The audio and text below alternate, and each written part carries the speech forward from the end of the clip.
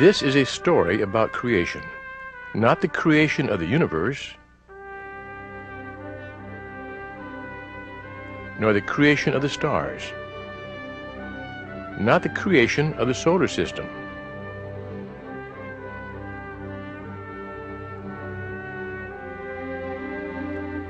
nor even of planet Earth,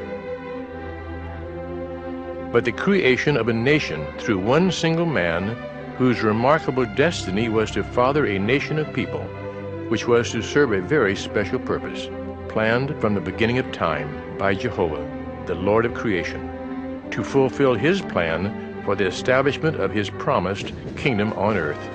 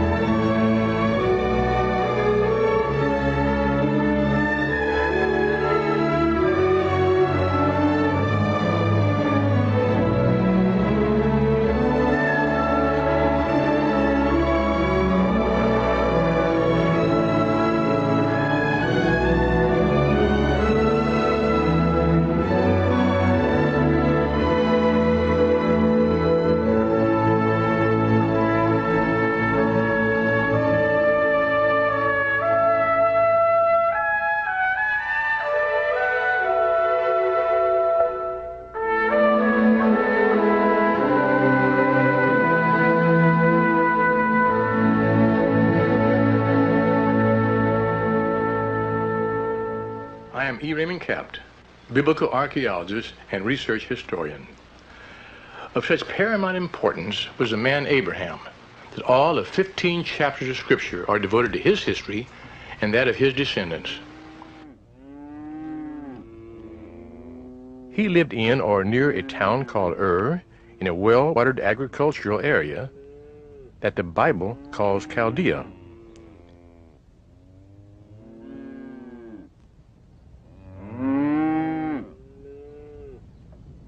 In those days, cultivated land and fields of grain stretched as far as the horizon.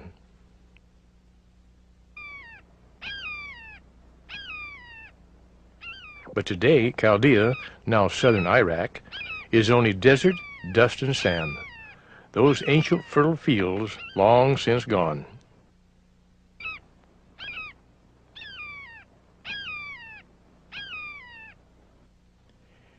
Abram's town stood close to the great river Euphrates, and further to the east, the mighty river Tigris. At the time of our story, Abram was 90 years old, and his wife Sarai, later to be renamed Sarah, was about the same age. They had no children, had long since given up any idea of having any.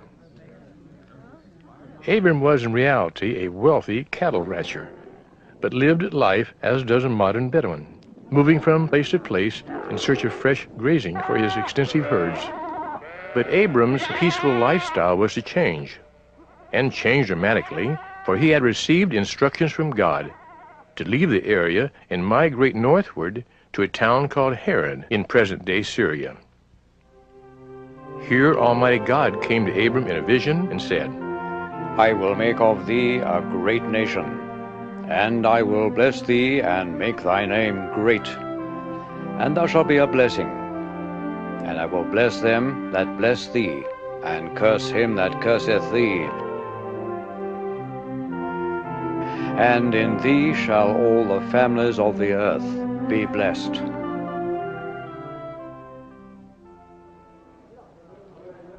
So along with all his family and flocks, Abram trekked from Haran southward into the land of Canaan, later to be known as Palestine.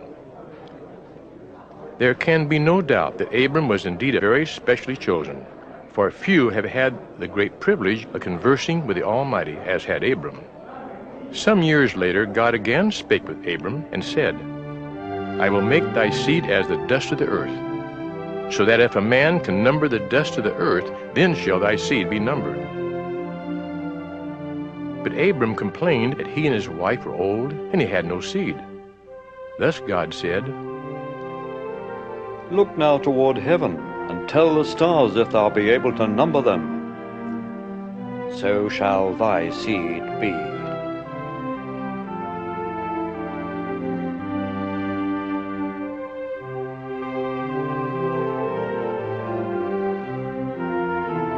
And God spoke again and said, As for me, my covenant is with thee.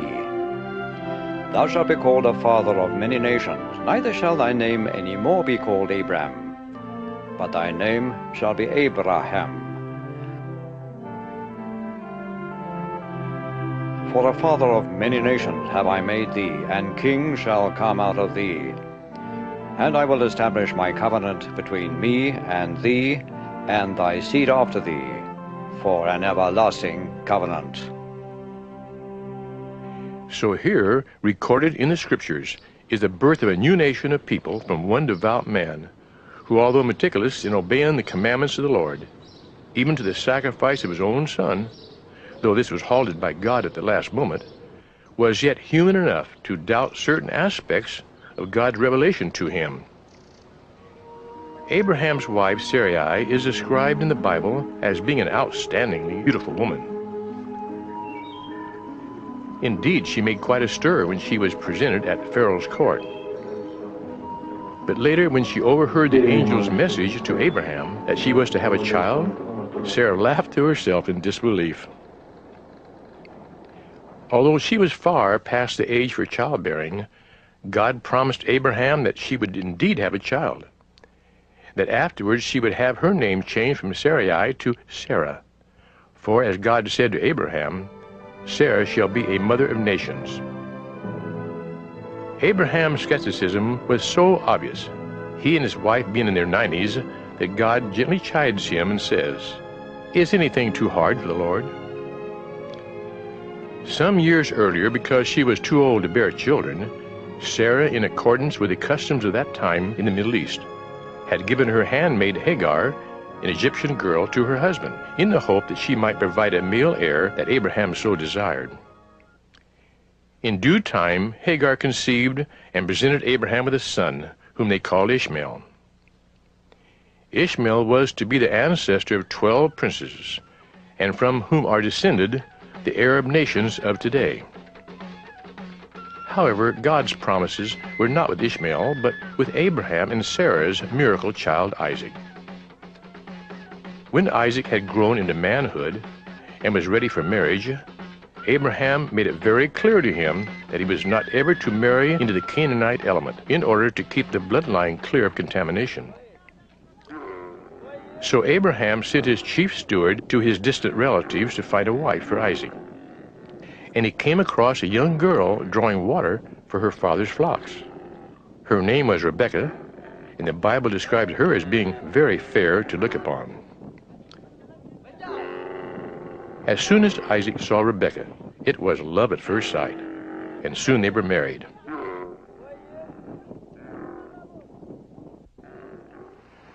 When eventually Rebekah became pregnant, she found that there was much strange movement within her. And Scripture says she inquired of the Lord. There came a strange and ominous answer from God. 2 nations are within thy womb, and 2 manner of peoples shall be separated. Rebekah gave birth to 2 boys, Esau and Jacob.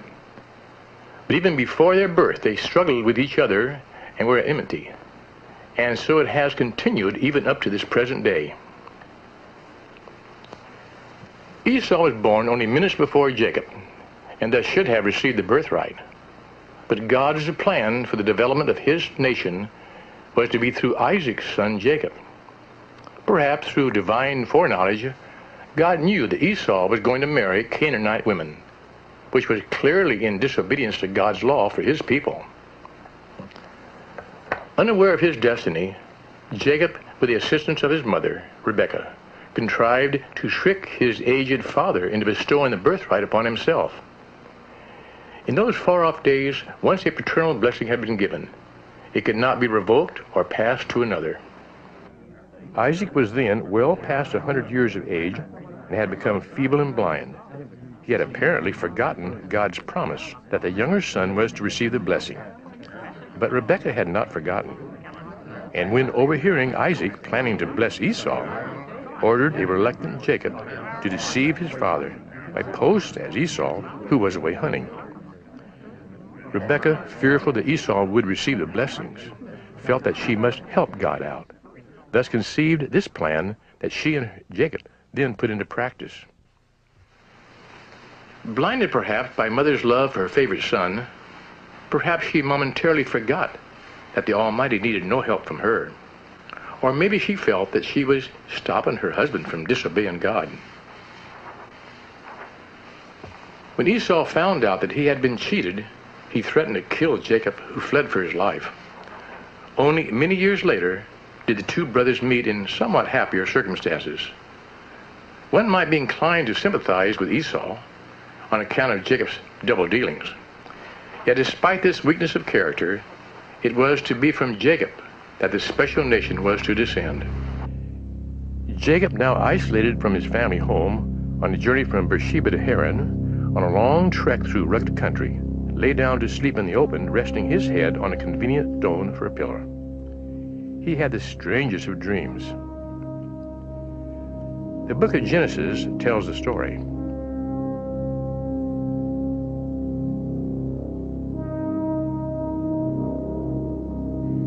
And he dreamed. And behold, a ladder set up on the earth, and the top of it reached to heaven. And behold, the angels of God ascending and descending upon it. And behold, the Lord stood above it and said, I am the Lord God of Abraham thy father, and the God of Isaac. The land whereon thou liest, to thee will I give it, and to thy seed. And thy seed shall be as the dust of the earth. And thou shalt spread abroad to the west, and to the east, and to the north, and to the south.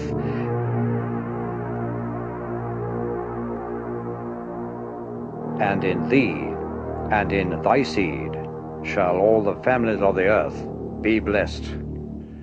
Stunned by this amazing revelation, Jacob set his pillow stone upright, and as was the custom, poured oil over it as an act of sanctification, and said, This stone which I have set up for a pillar shall be the house of God. And he named the place Bethel. There are many who believe, and there is much evidence to support this belief, that the very same stone which Jacob anointed in Palestine is one and the same with the famous Stone of Destiny, which remained for hundreds of years beneath the coronation chair in Westminster Abbey in London. On this stone, British kings and queens have been crowned for many generations.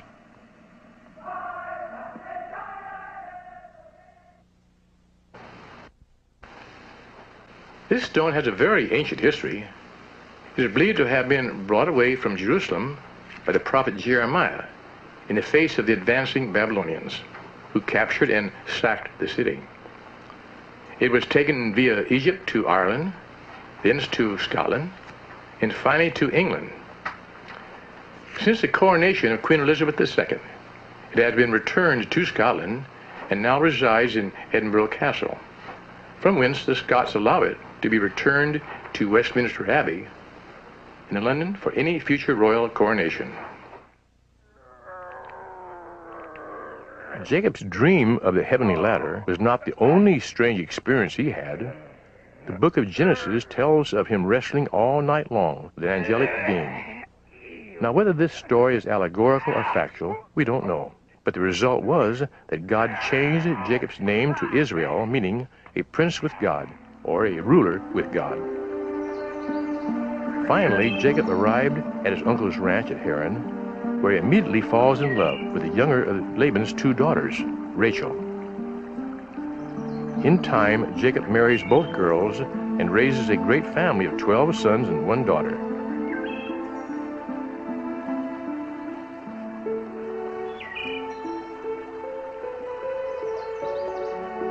Surely that one daughter, Dinah, must have made her brothers fetch and carry for her. One day, an incident took place in Jacob's family life that was to have major consequences. His son Joseph was a visionary, a dreamer, and on one occasion, after one of his strange dreams, he told his brothers about it, rather unwisely, that he had seen them in his dream bowing down before him. Nothing could have made him more unpopular. In his dreams, even his brothers' sheaves of wheat bowed before him. Even his father reproved him. In the brothers' understandable anger and jealousy, they sold Joseph to a passing band of Ishmaelites. They faked Joseph's death by wild animals and showed his blood-stained coat to old Israel, who was distraught with grief at the death of his favorite son. And so many more years passed, and Joseph eventually rose to a very high rank in Pharaoh's court. He was made Egypt's first minister. Famine was a frequent and unwelcome event in the Middle East, and still is today, and Israel's clan were forced to go down into Egypt to buy grain. To the brothers' amazement and considerable discomfiture, they found that their younger brother Joseph was now prime minister of Egypt. And in fear and apprehension, they fell on their knees before him, just as Joseph had foreseen in his dreams long ago. One can imagine old Israel's great joy, his favorite son found, and in a very high office. And at Joseph's insistence, the whole of Israel's family left Palestine to settle, one may be sure, in a very choice spot near the city of Ramesses.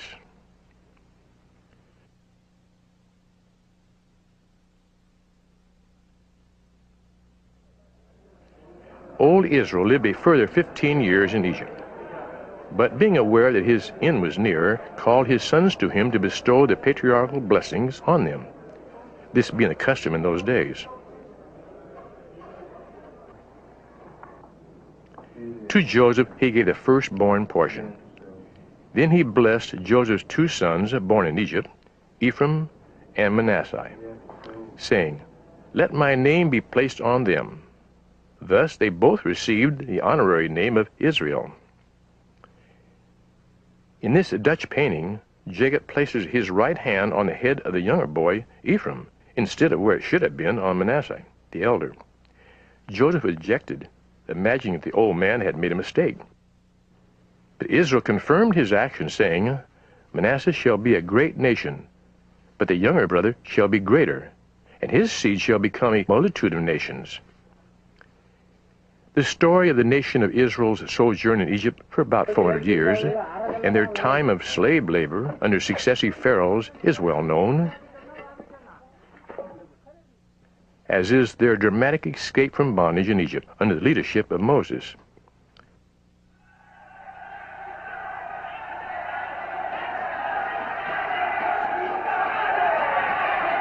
The hardships they encountered in the desert only served to toughen them into a strong fighting people that swept all before them in their first invasion of the land of Canaan.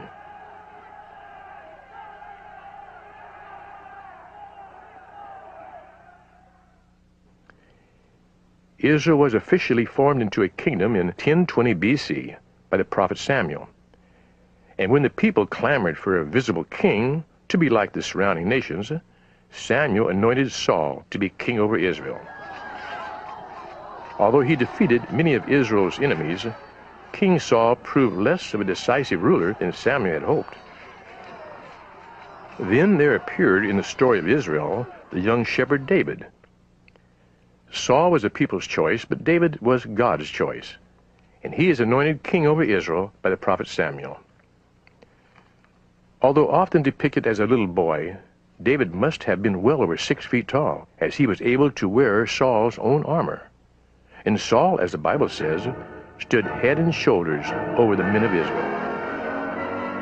However, Saul's armor was too restrictive for David, and he politely refused it, and after felling the Philistine hero with a single slingshot, slew him with the giant's own sword, all of which stood him well with the people of Israel.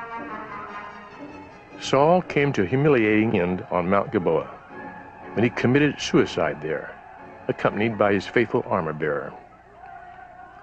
David's reign over Israel was one of continuous successes against the surrounding nations, but in his later years, even David strayed from the path God would have had him take. His illicit affair with a beautiful Bathsheba earned him strong reproof from God's prophets. David was followed on the throne of Israel by his son Solomon, whose wisdom and leadership made the kingdom of Israel the most powerful and wealthiest nation in the Middle East at that time. So famous was Solomon that royalty from far distant countries came to see him, such as the Queen of Sheba, Her country was the present-day Yemen.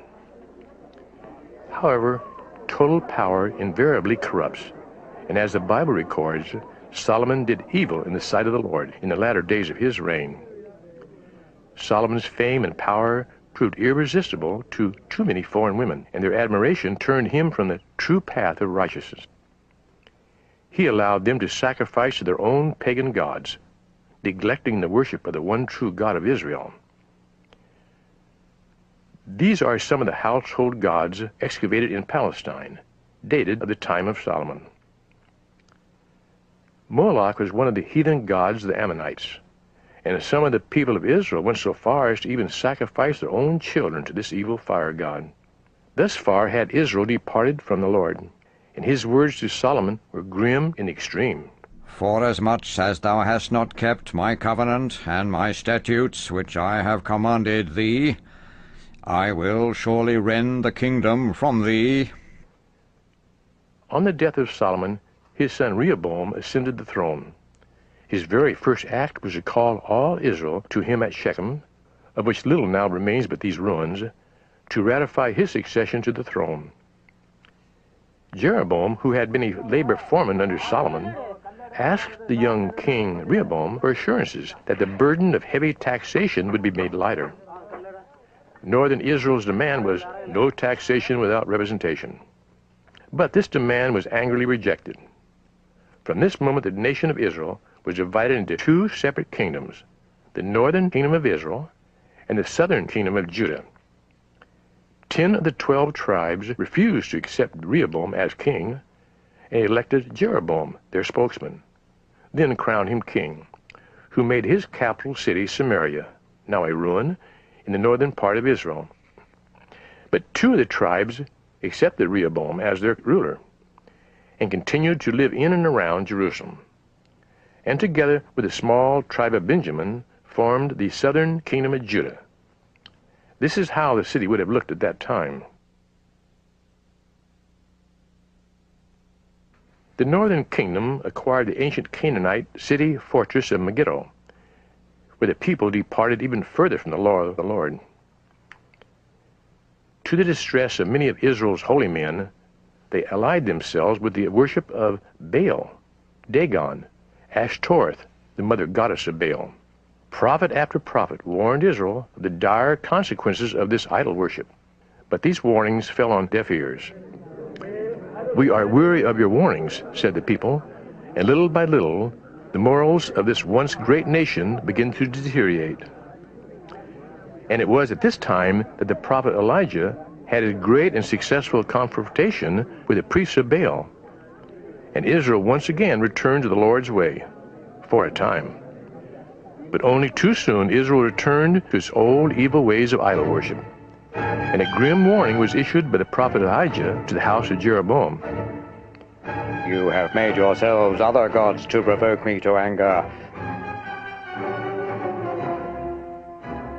Therefore, behold, I will bring evil upon the house of Jeroboam, and will utterly sweep away the house of Jeroboam as a man sweeps away dung.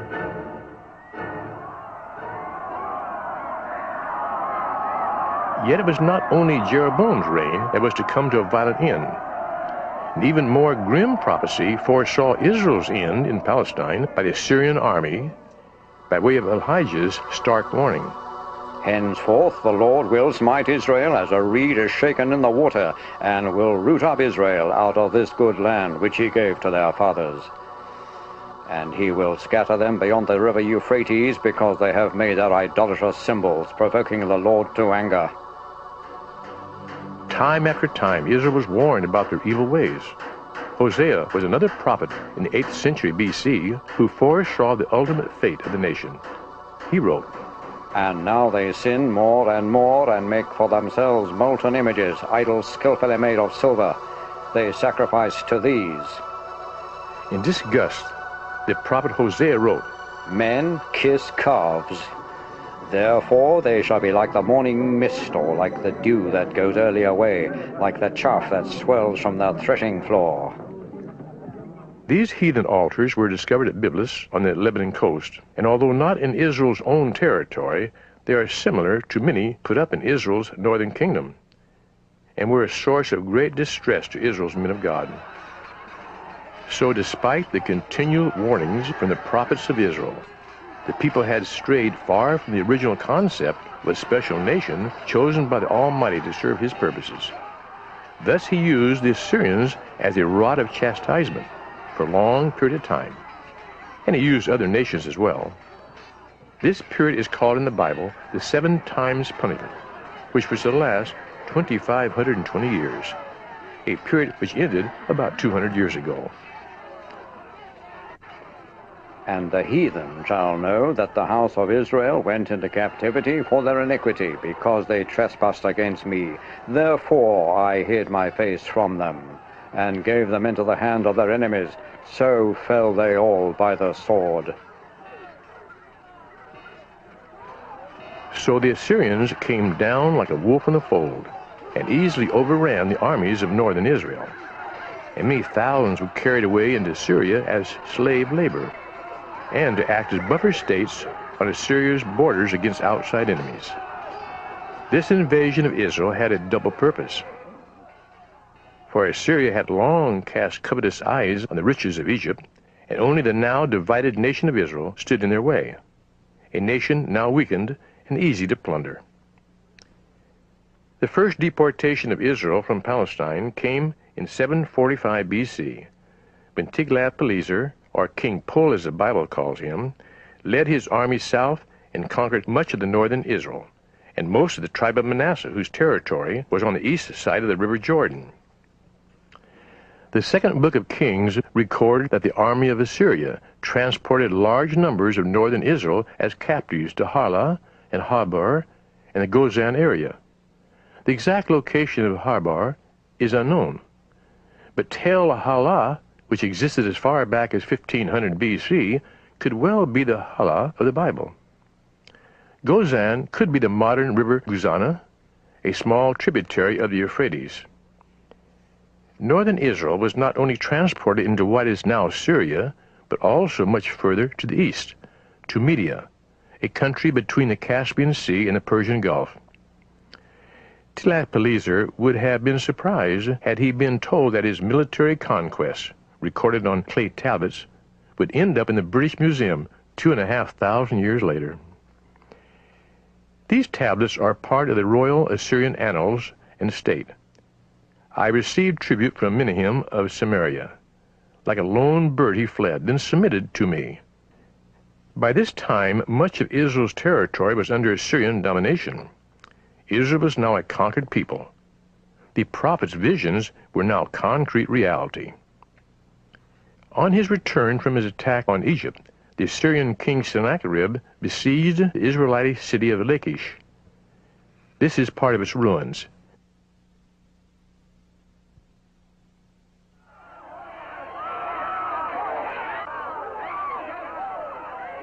In his attack, he used the latest mechanized machines of war, such as siege towers and armored battering rams.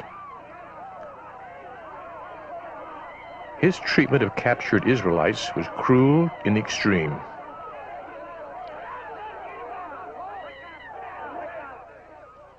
Sennacherib's account correlates Bible history in the book of Kings, which states,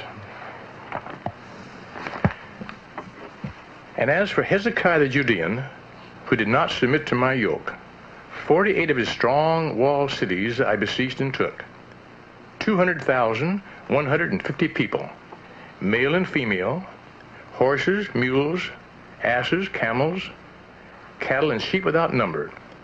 I brought away with him and counted them as spoil. Himself, like a caged bird, I shut up in Jerusalem, his royal city." What Sennacherib neglected to report was, he was unable to capture the city of Jerusalem itself. Mass deportation of populations was a common event in the centuries before Christ, as can be shown from tablets found in the ruins of Sargon II's palace, which stated, "I set siege to and conquered Samaria. I carried away into captivity 27,290 persons who lived there." Although this number would seem to indicate that only a portion of northern Israel was removed, Sargon stated in another inscription that he had taken all the people. This discrepancy was caused by Esar-Haddon, who methodically defaced Sargon's deportation inscriptions. Thus, after 200 eventful years, the once great and powerful kingdom of Israel came to its end in 721 BC, the majority of its people having been carried away captive into Assyria and Media to become known as the lost tribes of Israel. For apparently these vast numbers of people had vanished from off the face of the earth. According to Josephus, there are but 2 tribes in Asia and Europe subject to the Romans, while the 10 tribes are beyond the river Euphrates, an immense multitude, not to be estimated by numbers.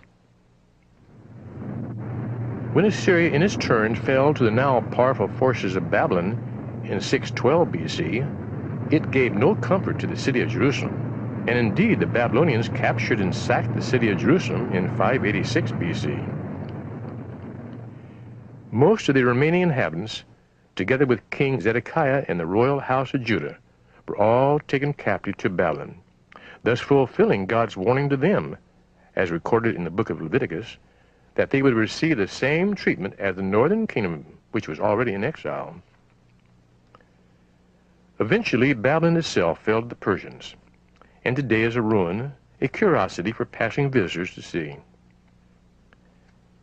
After being held captive in Babylon for about 70 years, Cyrus the Persian, who had defeated the Babylonians, allowed the Judeans to return to their homeland, as recorded on this clay cylinder.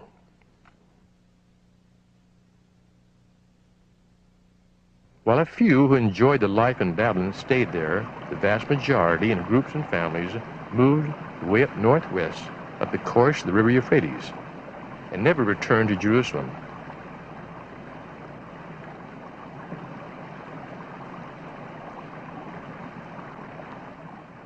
You will note now that the vast majority of both Israel and Judah are exiles in Assyrian territory, and no doubt many of those leaving Babylon will have joined them. Josephus the historian records some interesting facts about those of Israel who decided to return to Jerusalem. Only some 49,000 out of the original 600,000 people taken captive to Babylon actually returned. And with these expatriarchs came some Babylonians. Together with the Edomite element already in the city of Jerusalem, these mixed peoples became known as the Nation of the Jews, a name not having been applied to any part of the Hebrew nation prior to the Babylonian captivity. Josephus also records that the returning Judeans brought back with them some of the Babylonian customs and religious rites. This would explain why Jesus bitterly criticized the Jerusalem priesthood for allowing Babylonian traditions to pollute the Mosaic law. The Jewish theologian Dr. H. Gretz, in his History of the Jews, writes, "The Babylonian, rather than the Jerusalem Talmud, became the fundamental possession of the Jewish race, its life breath, its very soul." In other words, the Judean Israelites returned from Babylon marked the end of Hebrewism and its ties with the Old Testament, the beginning of Judaism, which today is erroneously linked with Christianity. Jerusalem was now populated with multiracial people at the time when work started on the rebuilding of the city walls and the temple, but not without many intergroup altercations and disharmony. While the rebuilding of the city continued, the vast majority of the nation of Israel, both the northern and southern kingdoms of Israel, once the richest and most powerful of the nations of the Middle East, remained in captivity and servitude. Was this to be the final chapter in a people once chosen by Almighty God for his special purposes here on earth? Had God made a mistake in choosing Israel? And if they were a specially chosen people for a task, how was it that they seemingly vanished from sight into obscurity? Lost to the uncaring world, maybe, but not to God.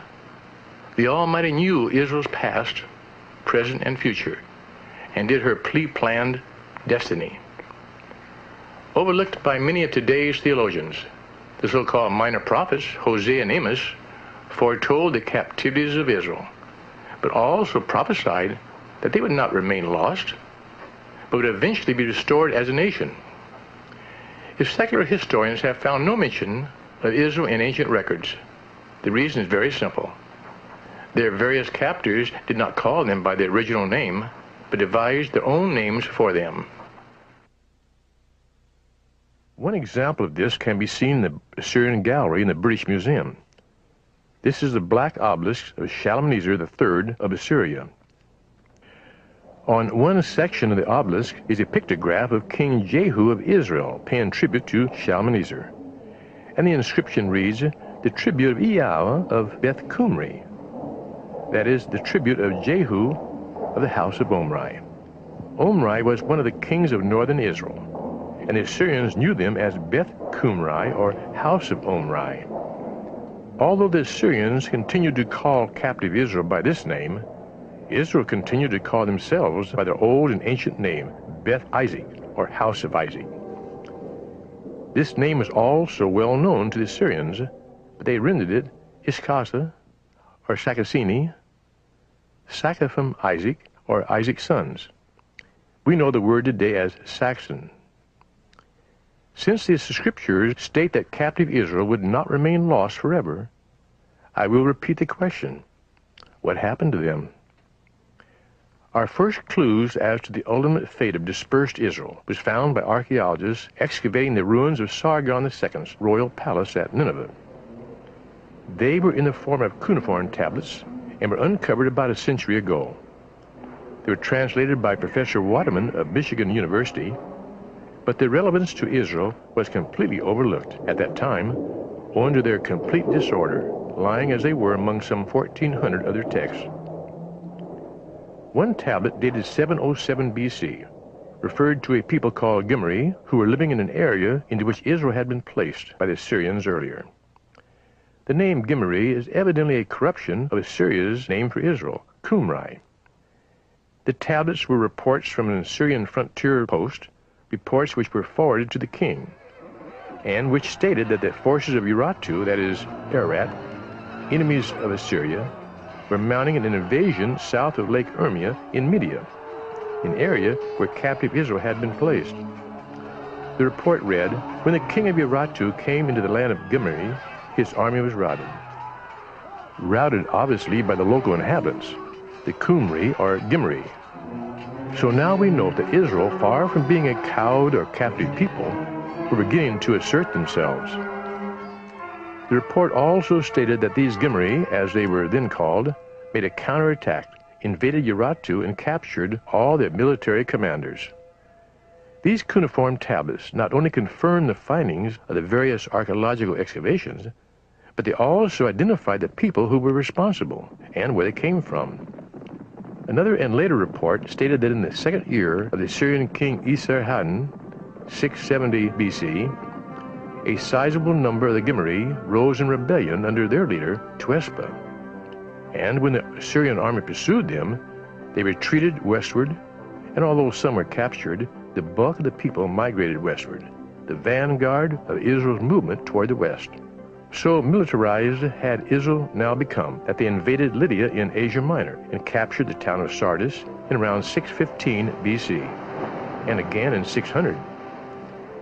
However, settlement here was not to be. Later, they met their match in Gyges, king of Lydia, who forced Israel north, out of Asia Minor toward the Black Sea coast.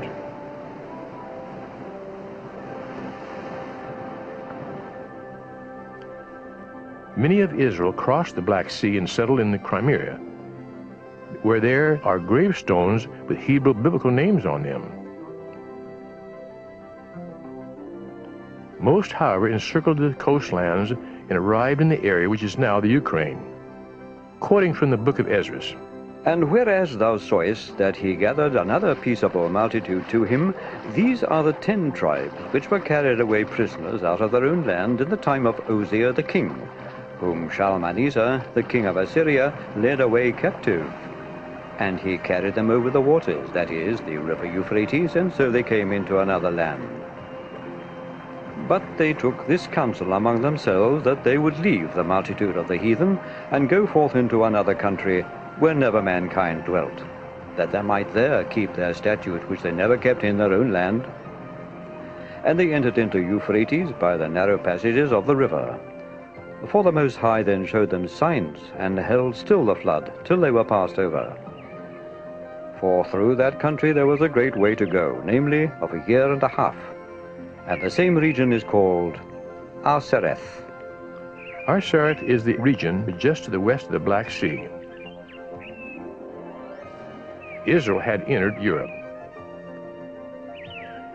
The Greeks were aware of these newcomers to Europe and called them Gimirioi, Cimmerians in English. The Roman name Cimbri and the word Celt are both derivatives of Cimmerian.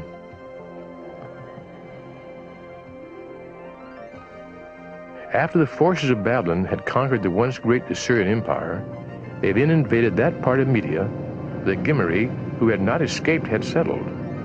Pushed on northwest by the Babylonians, they headed for the Caucasus Mountains, to Daryl Pass, and into the area of South Russia, then called Scythia. It is interesting to note that this pass through the Caucasus is still called the Pass of the Israelites. The Syrians called the Gimri Iskuzi, or House of Isaac. The Persians, on the other hand, called them Saka. The Greeks called them Skufs, or Scythians. All these names have the same basic root form, SK, which are all derivatives of Isaac. Different names, but one people. Beside the ancient trade route between Babylon and Ecbatana, carved on the side of the mountain by Darius the Great, is a massive rock carving at Behistun. The inscriptions were carved in 3 languages, Akkadian, Edomite, and Old Persian. They all told the same story. This is a sketch of the paneling made in the 19th century.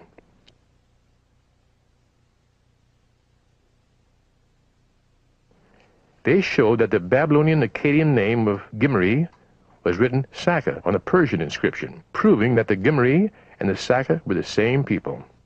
On one of the carvings ordered to be done by Darius, he boasts of his capture of some of these Saka. Evidently, it was an event worth recording, and the Saka prisoners are shown wearing tall, conical hats, found at a later date in the tombs of the Goths and Scythians in Eastern Europe. Not all Israel migrated westward. Preserved in the permafrost of southeast Russia and southern Siberia, mummified bodies in frozen tombs have been found by the archaeologists, showing unmistakable Caucasian features. These bodies have been carbon dated to the exact period when Israel was migrating away from Assyria and Media. One group, identified as the Massagetae, moved northeast into the very area where the bodies were found. These well-preserved corpses not only had Caucasian features, but they were mostly blond with long noses, deep-set eyes, and were long-skulled. Near the town of Sebastian, at an archaeological site dated to the 5th century BC, the body of a woman wearing a conical cap was found, similar to those worn by the Saka prisoners on the Behistun rock face. Excavated from Scythian tombs north of the Caucasus Mountains have been found superbly fashioned gold work, showing in fine detail lifelike portraits of some Scythians, descendants of the Hebrew Israelites. Here are 2 Scythians mounted on their hardy ponies. Fighting back to back, Scythians using the longbow, reminding us of the little tribe of Benjamin that had 280,000 men of valor that bare shields and drew the bow. But it was not always fighting. They were cattle raisers and farmers, and here a ewe is being milked. Scenes from everyday life are depicted on this gold vase. Here an archer is stringing his bow in exactly the same way that a modern archer does it. Here a warrior is binding up a friend's wounded leg. Scythians got toothache just like everybody else. This looks like a tooth pulling, evidently without anesthetic. Here is a superbly fashioned ceremonial comb with a finely detailed scene of activity at the top. The Scythians, like their Celtic descendants, had a love of animals, and crafted here is the mythical antelope. They gave it a curvilineal mane, also in later Celtic fashion.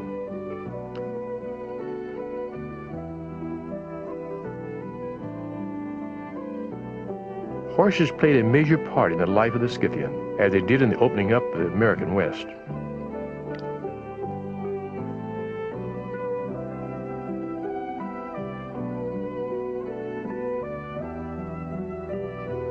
This superb workmanship shows us just how the migrating people of Israel looked.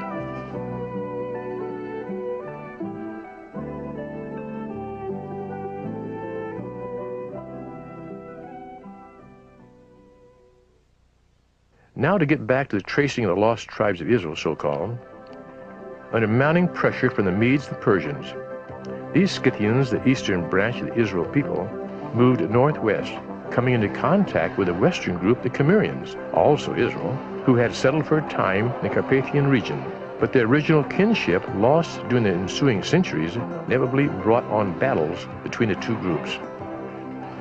Urged on northwest by the Scythians, the Cimmerians started a slow migration through Central Europe with their wagon trains, sheep, and cattle. They might have resembled great American westward trek. Their settlements became known to historians as the Hallstatt and Latène cultures. Around 300 BC, the Scythians were in their turn pushed out of the area by a non-Israelitish people, the Sarmatians.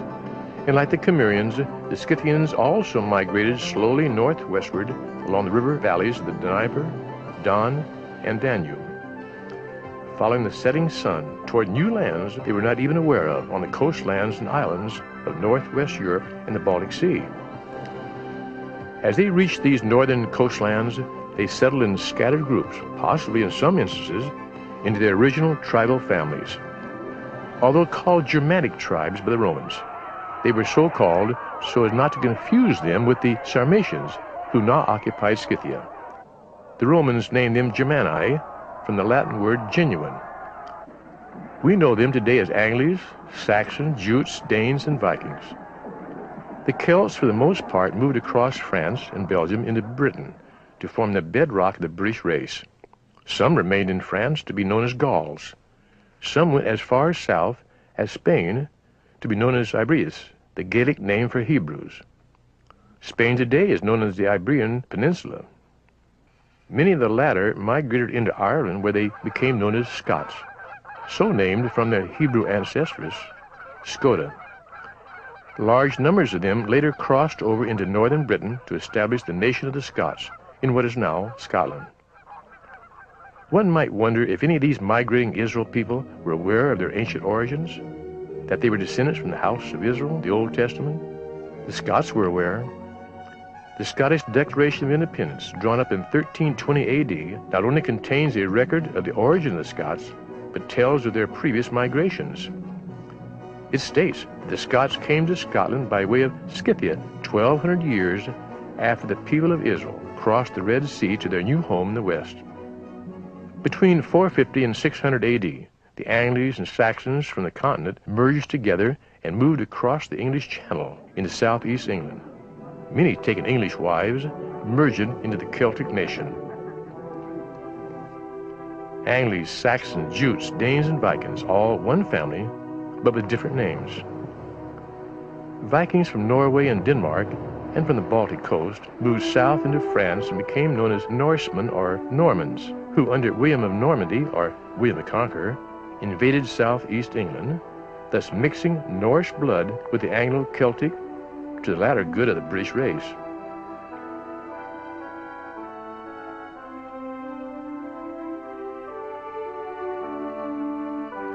Our Pilgrim Fathers knew very well that they were of Israel.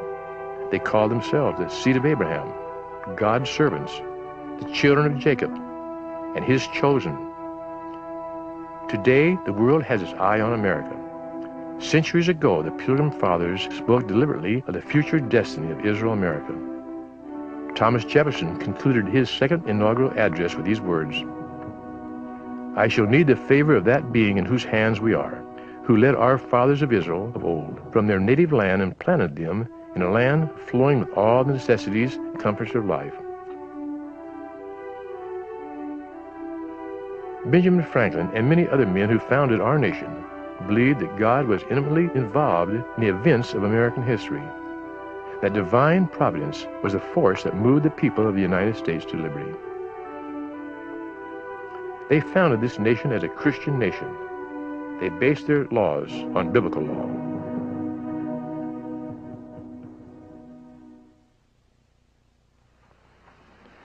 However, like our Israel ancestors, we have turned away from God's laws, allowed the liberal ungodly in our midst to occupy the seats of authority, to enslave us in a corrupt financial system, to use our children as pawns in a series of socialistic programs teaching immorality as an acceptable way of life. We are Jacob Israel, of whom God said, I shall be the God of all the families of Israel, and they shall be my people. So in spite of our unrighteousness and national rejection of him, we're not being cast off, we are being chastised. We who are Caucasians are Abraham's children and heirs of the promise of God, who said, as long as the sun, moon, and stars exist, so will the descendants of Abraham continue as a nation before me.